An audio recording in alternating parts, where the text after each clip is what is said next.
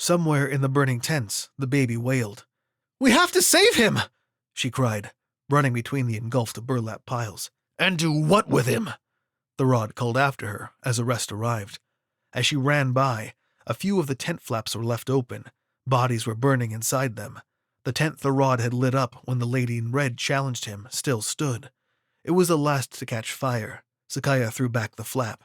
The lady in red was lying face down beside the makeshift bassinet.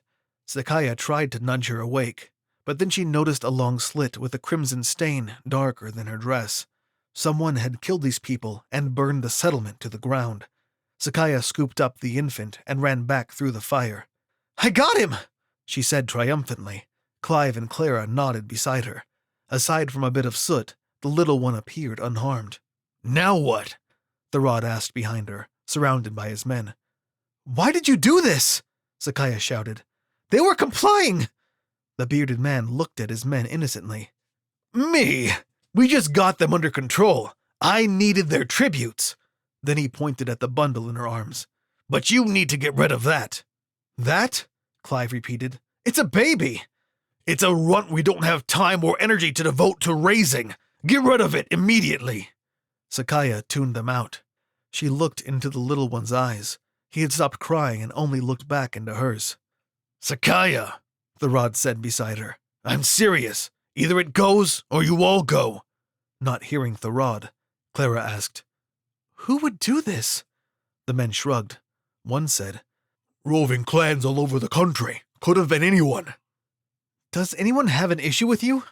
"You a detective now?" "I'm just trying to understand why someone would do this," Clara replied. Later that night, as dinner was ending, Therod locked eyes with her again. They shared no words, but she knew what he was thinking. She took a deep breath, gritted her teeth, and stood with the baby. Leaving the plaza, she made her way through the desolate streets. "I'm sorry," she whispered, her words catching in her throat. "I don't want to, but I have to do this." He cooed in response, sending an ache through her heart. She came to a footbridge over the Boro River. It flowed low and fast through the canal beneath her. "This is a hard life. Most don't make it long. You'll be better off.